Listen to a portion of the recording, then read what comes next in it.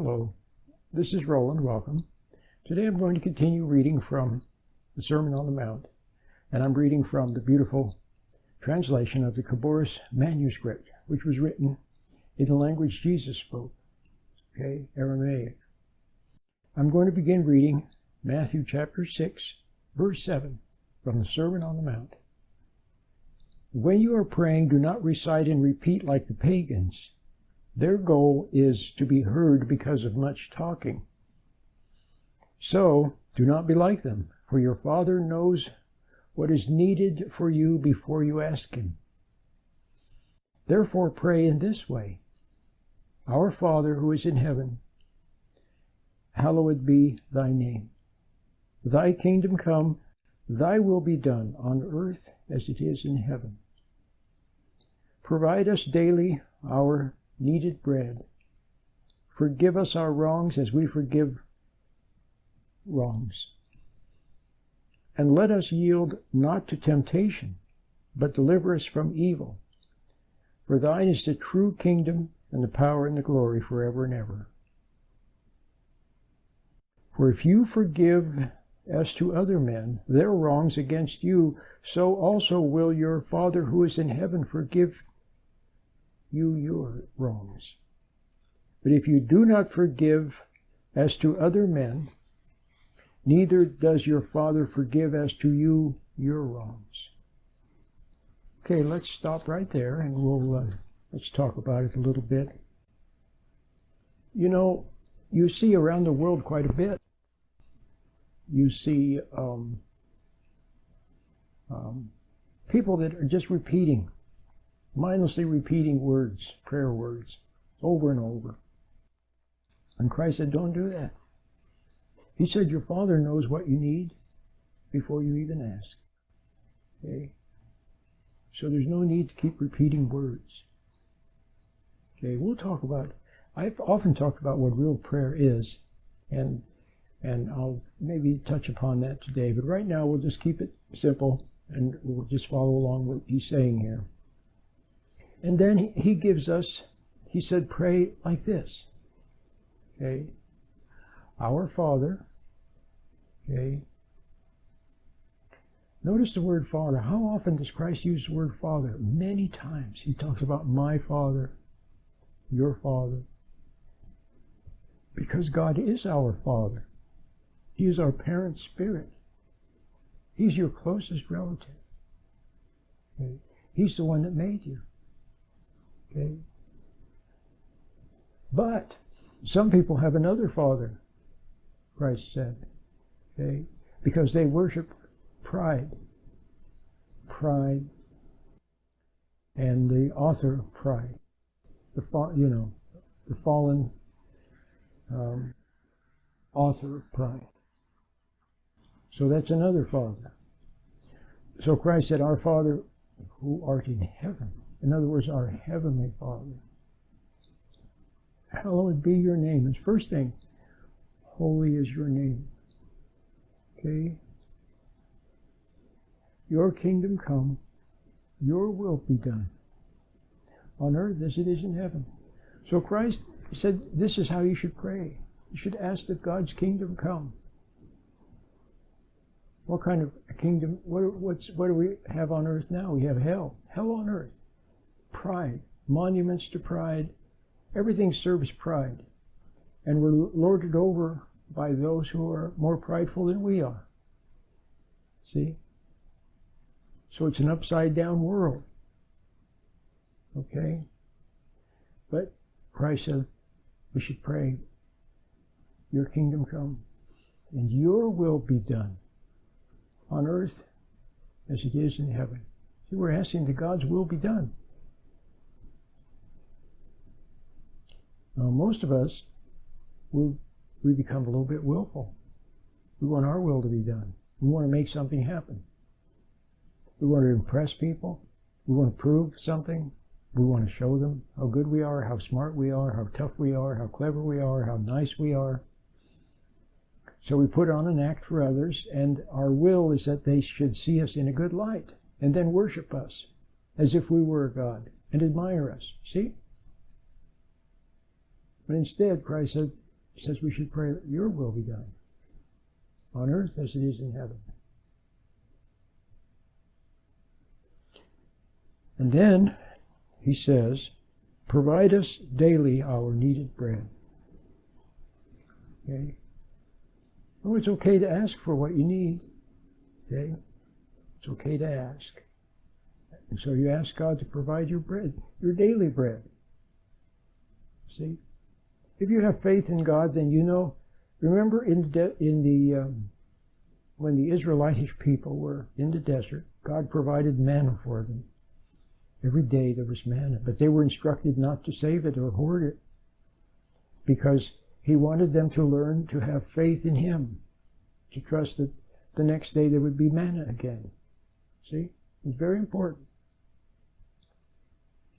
So he says our daily bread, okay? Not our weekly or monthly bread or some big goal that we have. Our daily bread, okay? You know, when you focus on the day, it's very important. There are a lot of proverbs and beautiful aphorisms and sayings. I'm sure you've heard some of them about today. We know we should live in the present, but where do we live, most of us? We live in our imagination. We spend most of our time lost in thinking and imagination and fantasy. And a lot of that time is spent reliving the past or thinking, planning, scheming, worrying about the future. And we miss the present. See? So we should live in the present and not worry about tomorrow's daily bread, but ask God for today's daily bread. Okay? That doesn't mean that you don't work, you know. You work, every day you work, so that, you know, you'll have a paycheck 2 weeks from now. I understand that. But what Christ is saying is to have a mindset of faithfulness, okay? And to trust in God. Okay? Okay, then what does he say? He says, forgive us our wrongs as we forgive wrongs. Okay, so he's basically saying he asks God to forgive. We're asking him to forgive our wrongs as we forgive others. See, so you see there's kind of a catch there, isn't there? Or a clause. You have to forgive others. Okay? But a lot of us don't want to do that, do we? And do you know how we don't forgive others?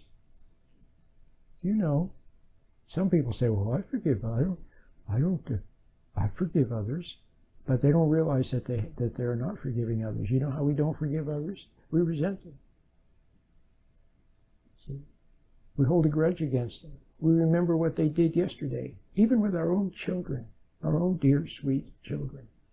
We remember that our daughter spilled milk a week ago. And then tomorrow, you know, things will happen with little children. They're just little children. So then tomorrow she spills milk, and the parent says, I knew you were going to spill your milk just like you did before. I just knew it. See, holding a grudge, holding a judgment, and just waiting to be able to lord it over him and spring that judgment on him. You see how prideful we are? See? Well, okay, so the idea is that we're supposed to forgive others by not resenting them, by not judging them, okay? By not being angry at them, by not remembering what they did. See, every day you should wake up fresh, with fresh eyes. Remember when you were a little child? Every morning you awoke from sleep and you rushed over the carpet barefoot, looking forward to a new day of surprises and adventures. Okay? And you didn't have any grudge against anyone from yesterday, or unfinished business or baggage from the past. Each day was fresh. Well, that's the way you're supposed to be. Christ said, unless you become like a little child, remember, you cannot enter into the kingdom of heaven. Well, see, there's a lot of things about little children. One of them is that they meet each day with fresh eyes. Okay? So that's the way you must learn to be. You must learn to encounter someone who did you wrong before. And when you see them, you are of no feeling toward them whatsoever. See? You see them. And if you have some business with them, perhaps, something to say to them, then you say something, and you watch. You watch for signs to see where they're coming from. See? And if they're going to, of course, it's okay to be wary, see? Which we should be wary with everyone anyway. Not paranoid, but, a little bit standoffish. If you get emotional, then you make mistakes, don't you? If you get emotional, then you buy the car that you didn't need, or you spend too much. Or you buy something at the store you didn't need, or you eat too much, or you say too much. It's better not to be emotional. But you encounter them, and suppose that, so now you look at them with fresh eyes. You have no resentment against them. And now maybe they've changed. See? It's not true that people don't change. People can change. Okay? You remember when Christ was upon the earth? You remember there were a lot of people who changed. They all changed. All the apostles changed. Mary Magdalene changed. See? All the people that were with Jesus, they all changed for the better. And some of them were not so good before they knew him, see? They changed. That's the whole point. So don't say that people can't change, because they can. And you have to. You are supposed to change and become perfect. Christ said, be perfect, even as your heavenly Father is perfect. You're supposed to be getting better every day. Better and better. Wiser, more patient, calmer, more forgiving. See? More wiser. See? Everything about you is upgrading. Until one day, you are ready to make the transition. See? Make the transition. So, you are supposed to change. That's the whole thing. See, your old nature, your fallen nature, the old Adam, as Paul referred to the old man, or the old Adam. See? See? That was not so good. Fallen, earthy, sensuous, reactive, see, animalistic, see, but not so good.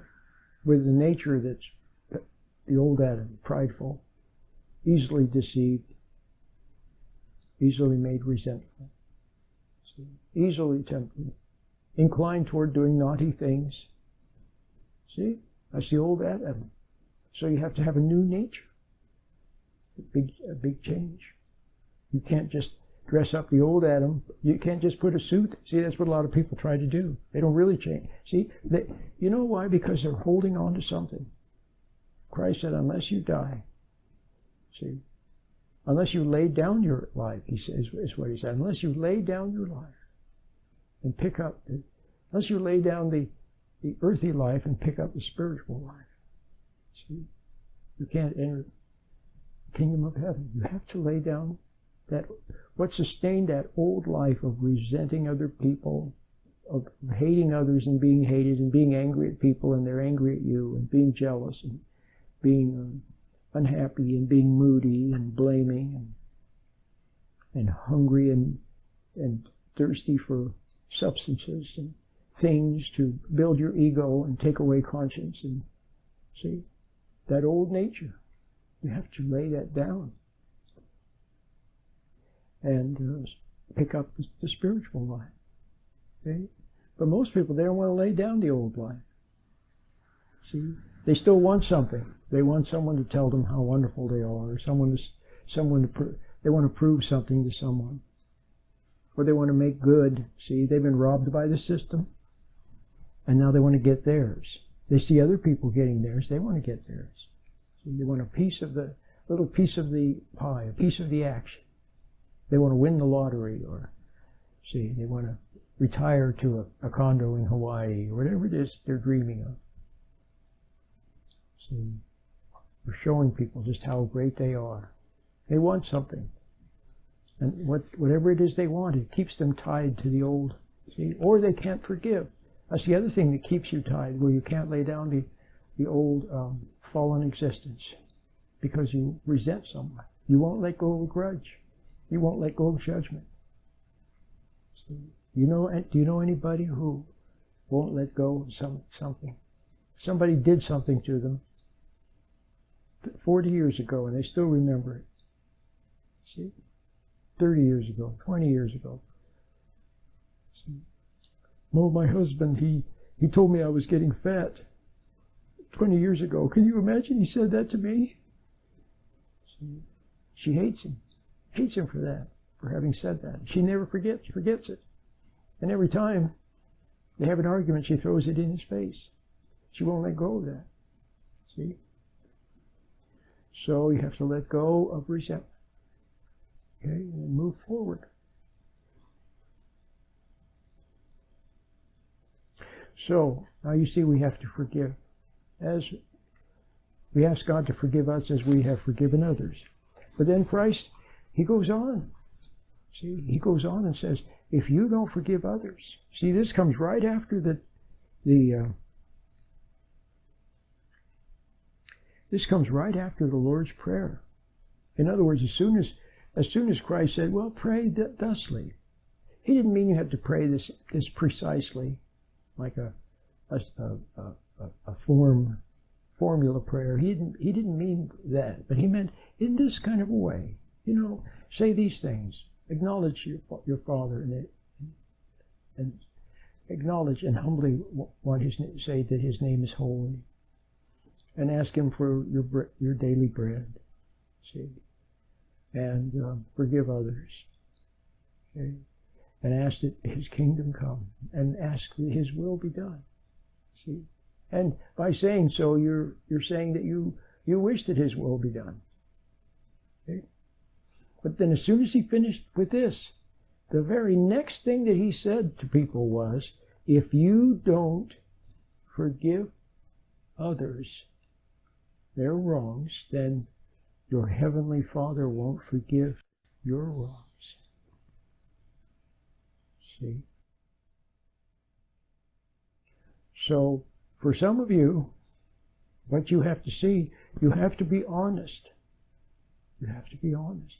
So if you have a grudge against someone, your husband, what he did, he wasn't there for you, or your dad wasn't there for you, your wife, she cheated on you, or somebody at school, they pushed you down and stole your money, or somebody at work lied about you and got you in trouble. Your mom yelled and screamed at you and she blames you for something. And you see, all these grudges that we have. See, you just have to see that you haven't been willing to lay it down. See, you haven't been willing to. So if that's the truth, then just see that that's the truth. And then, rather painfully, I guess, see that it's blocking you. You have to see that. Because that's the truth.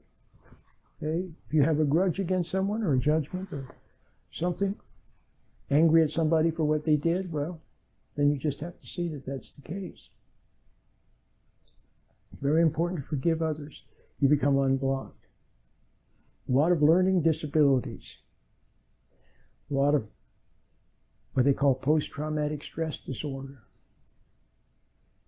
A lot of problems like stuttering and things like that. A lot of emotional problems, and the symptoms of emotional problems, people are upset and angry and they get tummy ache or headache. You see, many of these things have something to do with unforgiveness, blaming. See, something happened and you harbor a secret judgment against God. Why did He let it happen? See, so you just have to see that that's the case. Now, I just want to quickly mention while we're talking about forgiveness, because it's so important. Okay? So important. I'll mention a couple of things that may be of great help to you. First of all, first thing I want to say is that when you're dealing with people, like your mom or your dad, or someone who did something to you, you have to understand that they're not completely themselves. In fact, there may be very little of them, of their own true self left. See, they've been taken over. Something was operating through them. The spirit of the violator was operating through them. What was done to them, they turn around and did to you. But who was doing it to you? It was it in them. The spirit of their violator got into them when they were kids. When they hated, that's what lets it in. When you hate, other things can too, but that's the biggest thing that lets it in. If somebody does something to you, see, and you hate them, then it gets inside of you. And then it inside of you then begins to compel you to do to others, to do to someone what was done to you. And maybe you don't let it happen. You push it down and suppress it and repress it. But it's there, okay? So you have to see that your parents, when they failed you, yelled at you, or whatever they did, there may not have been much of your parent left. See, they were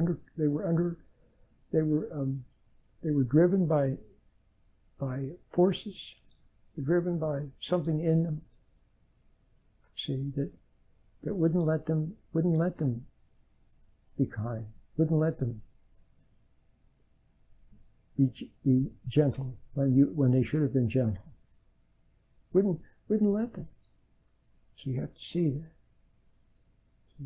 So they didn't do it on purpose. A lot of times people don't want to forgive because they think, well, he deliberately did that to me, or she deliberately did it to me. Well, maybe not.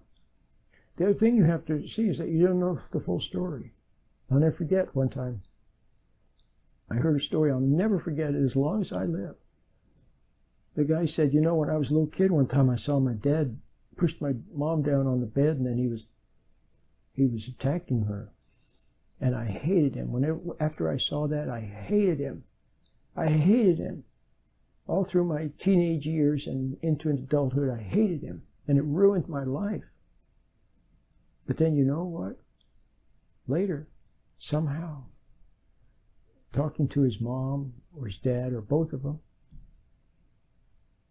they said, we were wrestling, we were pretending. He pushed me down, and we were pretending we were wrestling. He wasn't really trying to hurt me. The little child thought his dad was trying to kill his mom. Now maybe there were undercurrents of resentment in the home, and so that would be something that the child might suspect could happen. But the point is that he totally misinterpreted what happened. Okay, so that's a possibility. You have to say maybe that's a possibility, or you don't know the whole story. Maybe your dad was not such a bad guy after all. For example, a lot of kids resent their dad.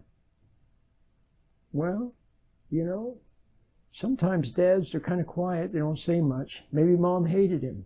She resented him because he was a man like other men, and they had all failed her, beginning with her father, and so she resented him. She never gave him a moment's peace, see? And so that was the burden that he had. His wife hated him, resented him, and she secretly undermined him by getting your love and tempting you to hate your father. See? So maybe he wasn't such a bad guy. You just never, something came between you. Something came between you. Okay? Okay? And your poor unloved mom, see, no one had love for her. So, okay, maybe she yelled or screamed or put you down or something, but understand that what she needed was for her father to be there for her. See? And then for her husband to love her as a person. See? And maybe she never had that. So forgive. Okay?